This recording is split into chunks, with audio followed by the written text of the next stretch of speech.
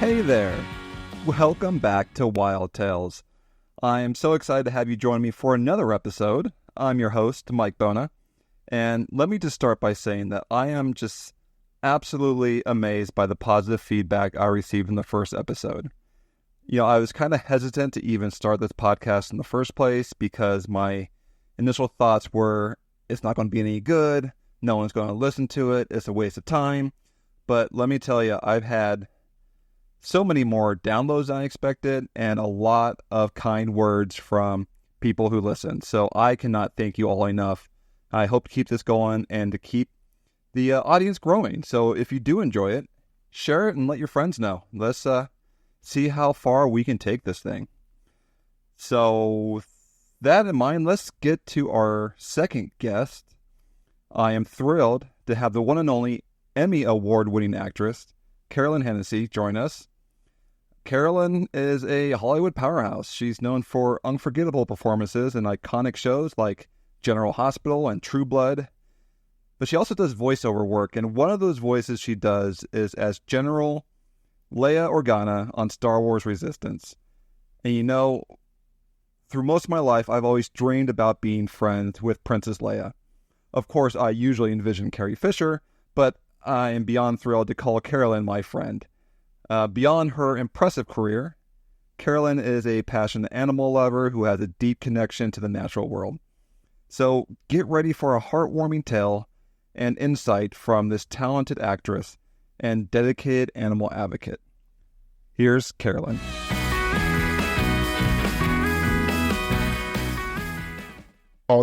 Carolyn Hennesy, thank you so much for joining. You are an actress and author, and you make your career as a storyteller. I do. Thank you. Yes. Yes. Certainly not a star. Yes, as a working actress, I do. Thank you. And by the way, my friend, it is lovely to be here. It's lovely to see you. It's always lovely to see you. From Namibia, you are. I am. It was an exciting trip. Saved some giraffes, and I was working with the Giraffe Conservation Foundation, my favorite organization, and we translocated 13 giraffes from Namibia to a national park in Angola, a country where they've been extinct for decades. And it's just fascinating. We always hear extinction is forever, but, not always. Sometimes we can bring these animals back. I'm getting chills and I may start to cry. And so you may just have to deal with that. That is fantastic. Now, they're a national park, but what's the poaching situation? They've been doing assessments there for the past few years to determine if the area is safe, for reintroduction, both, climate, with the climate and politically, it's a safe area in time to reintroduce them. So they determined that they should be fine. Poachers have known that there are no giraffes there. Although I can't understand, why would you poach a giraffe? I just don't, I don't understand why you would poach anything, but seriously. But now the poachers know they're there. So are they stepping up security measures? I don't know the details. I would only say I certainly hope so. But they did introduce, this is the second group they brought up. They brought 14 up last year. I think all of those are still doing well. So they have a group of roughly 20, 30 giraffes there, and hopefully they'll start producing and creating a large population back in the country which they're named after, the Angolan giraffe. Oh. Well, thank you for teaching me something I did not know. Yeah, it's a big deal. The president of Angola was there during the release. So they're... Let's hope he's on the up and up and understands what this means. I hope so. Yeah. That's all I can say. Keep our fingers crossed. That's I think 90% of conservation is just keep your fingers crossed. Right. But hey, we're not here to tell my story.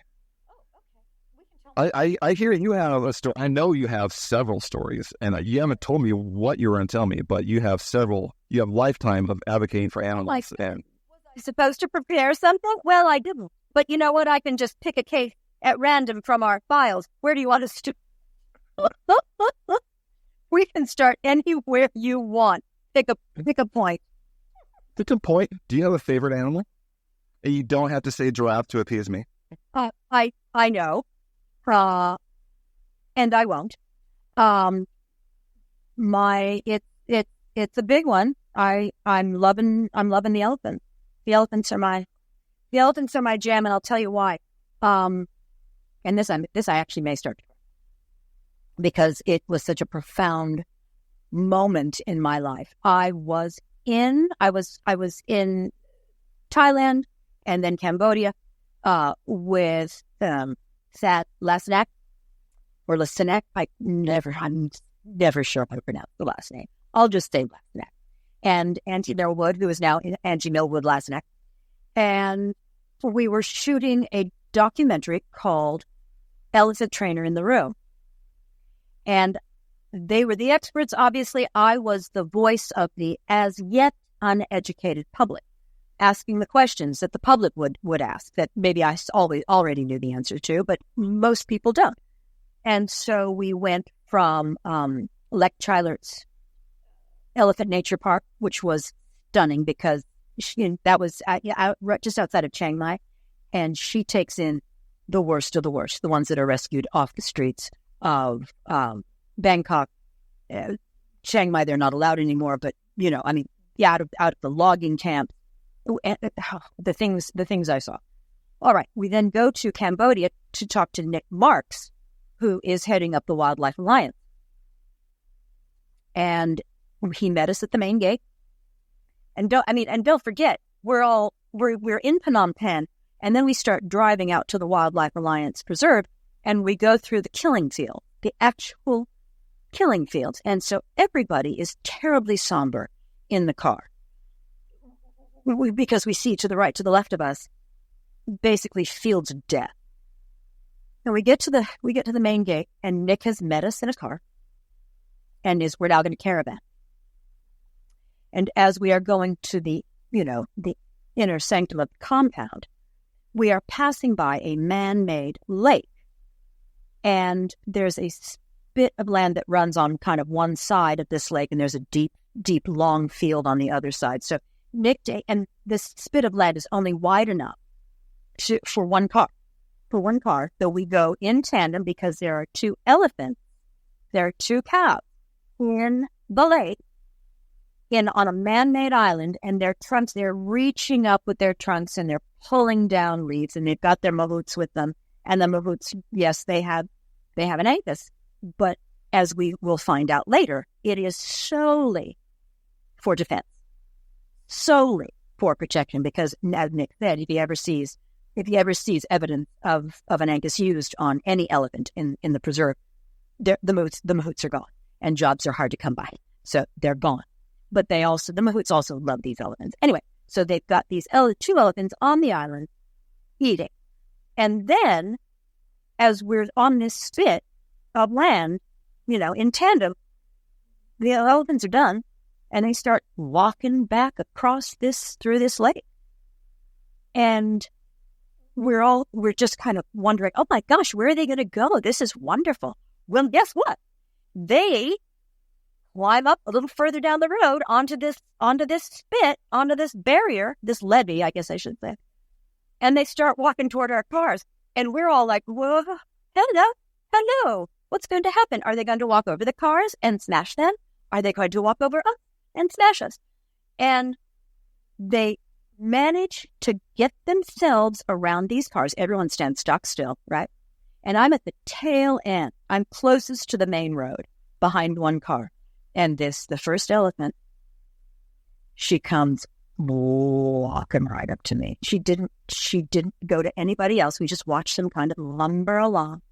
And she walked right up to me, and she stood in front of me. And I thought, am I going to die? And she wraps her trunk around me, and she susses me out with the end of her trunk. And she turns her head, and she looks straight into my eyes. And I believe, and at this point, by the way, I'm covered in elephant snot, and it's just delightful. And I believe she was looking at me and sussing me out and saying, what kind of person are you? Do we trust you? are you going to, what's the state of your character? What's the state of your soul? And she stayed like that, and I just looked at her because it's infinity in that beautiful amber eye. It's just, it's the universe. It's all universes in that eye, and a tremendous understanding of everything. And she slowly unwrapped and disengaged and moved away. And I thought, I hope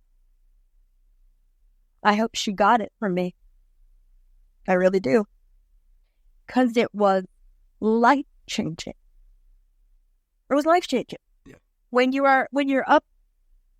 are surrounded truly by something that is, that benign, that large, that affectionate, that wondrous, that old, that cosmically majestic, you come away a different person.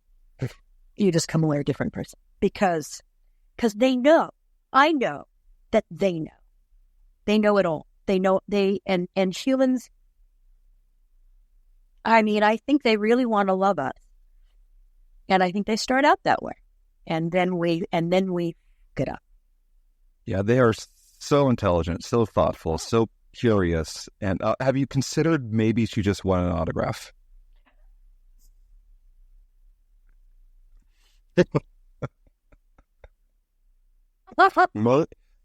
Maybe she's just a big General Hospital fan, and she recognized you. And how quickly we've gone from tears to laughter. I love this. I think that's the funniest thing. Baby.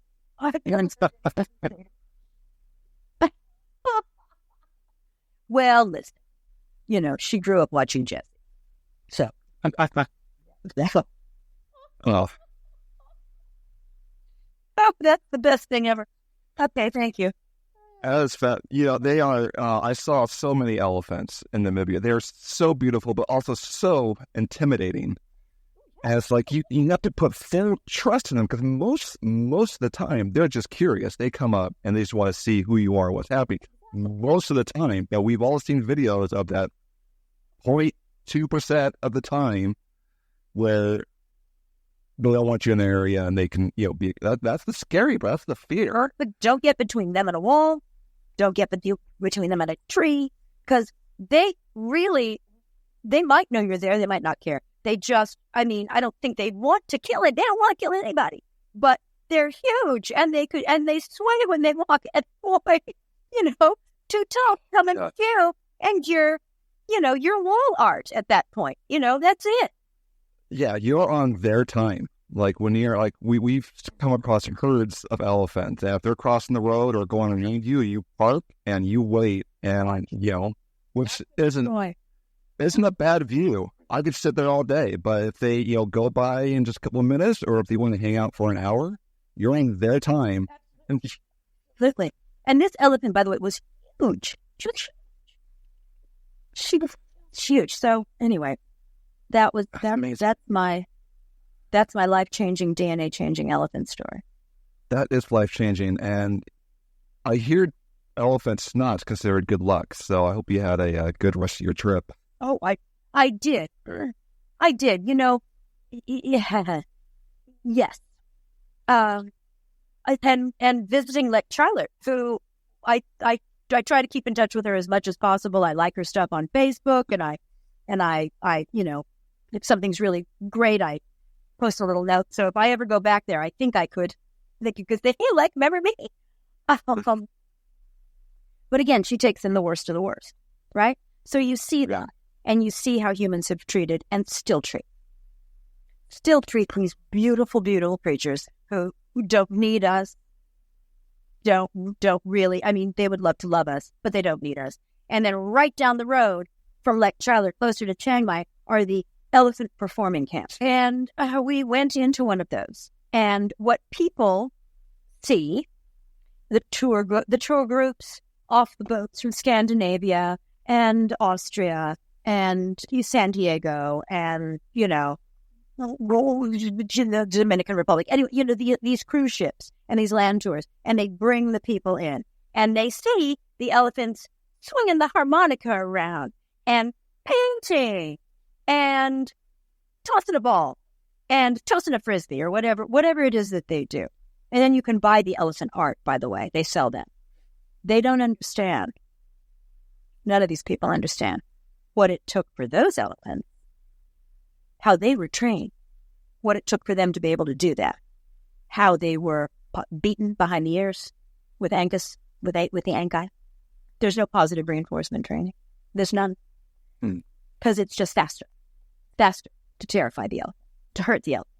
So behind the ears, that's that really wonderful sensitive part, the most sensitive part of the ear, which is where in animal husbandry, that's where, they do the blood draw because it's thin and the veins are right there. So it's painful when they get hit with a sharp hook. That's how they're trained. Chains around their feet. Because we saw some, we went by and saw some of the elephants. We were allowed to do that. I don't know why, because we were filming it. Chained 6 foot length of chain. And some of them had already started kind of swaying a little bit, that trauma.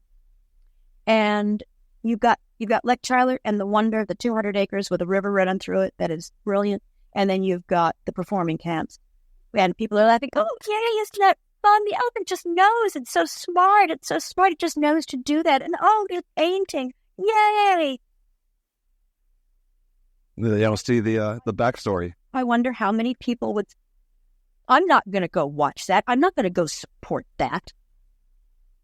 Because you see those mahouts with the ankas, the ankai, all of them, riding on these elephants with their cell phones. So that they know that just up the road is a place where they could go and not have to hit an elephant. Because, again, like Nick Marks, will not tolerate it. Won't tolerate it. Bye-bye. Bye-bye.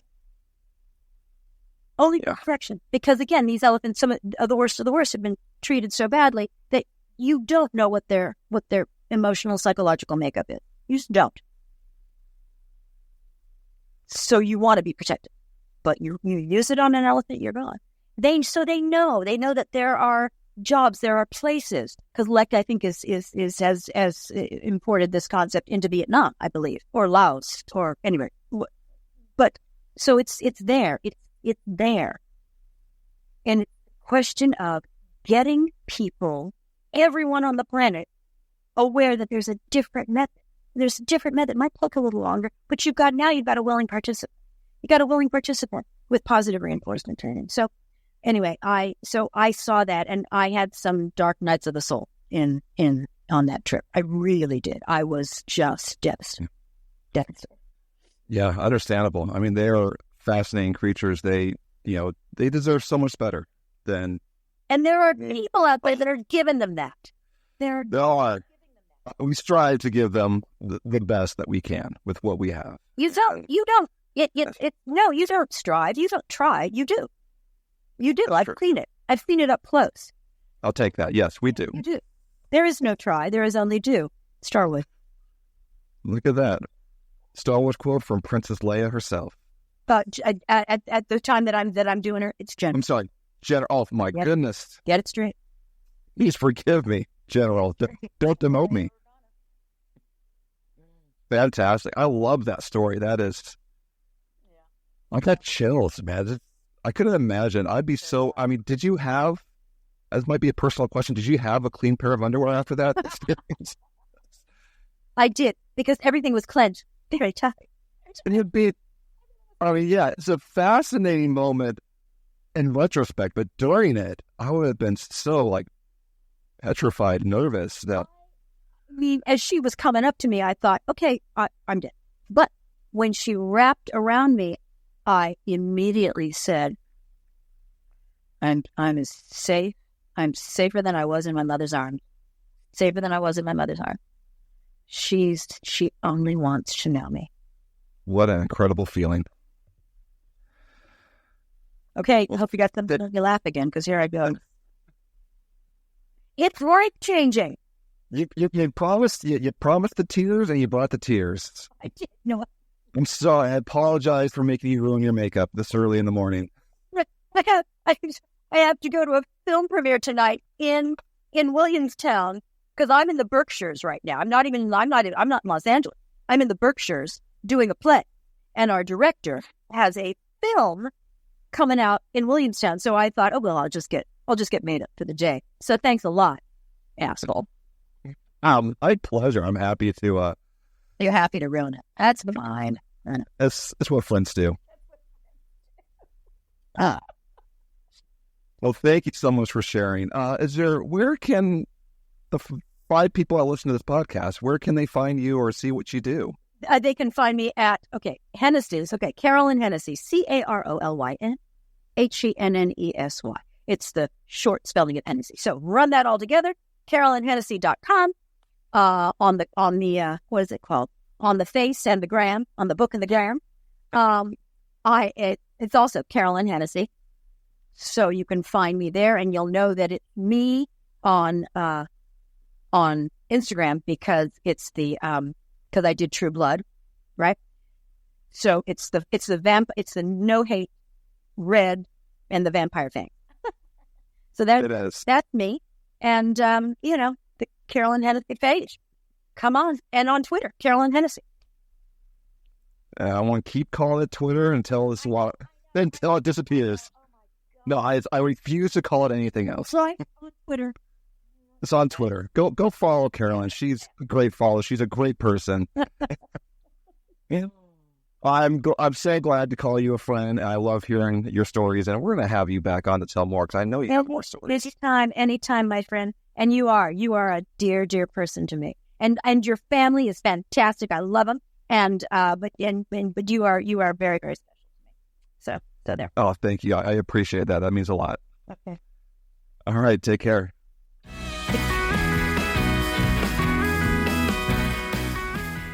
Hey, and we've come to an end of another podcast. I want to thank Carolyn Hennesy so much for joining me on this pod, and please give her a follow at Carolyn Hennesy on Instagram and the Twitters, and check out CarolynHennessy.com to find out everything she's up to. And hey, if you enjoyed this podcast, please tell your friends, and please note, I'm new to this, and I'm trying my best, and I'm working on the audio, so hopefully you're enjoying the content, and I promise you the audio quality will improve over the coming weeks and months with future episodes. So that's something I will be working on. So please follow me at Wild Tales on Instagram. That's TIALS. And you can send me an email at wildtalespod@gmail.com. And until next week, stay wild, my friends.